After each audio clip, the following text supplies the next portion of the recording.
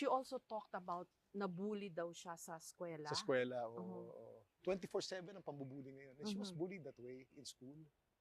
And she She was suffered for it. bullied in school and then may bullying pa online. Yeah.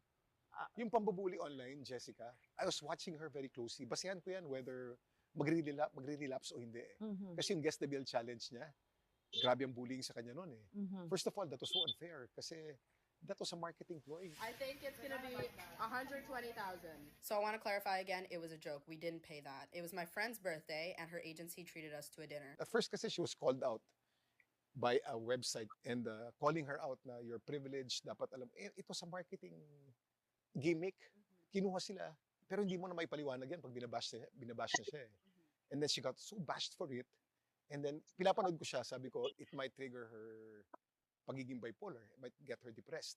Nakita ko, lumaban. I advised her not to talk. Sabi ko, Emma, just let it die. Pero nagsalita, lumaban. Pinagtanggol niya sarili niya. She did it so well. Magaling magsalita si Emma eh. And sabi ko, okay na siya. Hindi siya na-trigger. Hindi siya na-depress. Lumaban. Maski pa paano na chine-check mo, Kim, Yeah, na palagi, how she araw-araw. was doing Araw-araw. on social media with Araw-araw. all the bullying. That's why I engage with her in social media. Comment ako ng comment dyan eh. And then every day I ask her, are you okay? Are you good? I'm okay, Papa.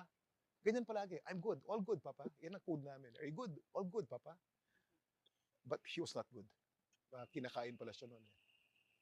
Ang kultura ngayon, no, ay very rampant ang bashing, trolling, even sa mga taong may mental health issues. We have to choose to be kind. We can imagine kung ano yung mararamdaman ng taong yun, like a sister or a relative, a family member or friend, to find out kung ano yung mafe-feel nila kapag nasabihan yun. Siguro we can pause muna, like for a day before commenting, para mapag-isipan natin kung makakasakit o makakatulong yung na-post natin.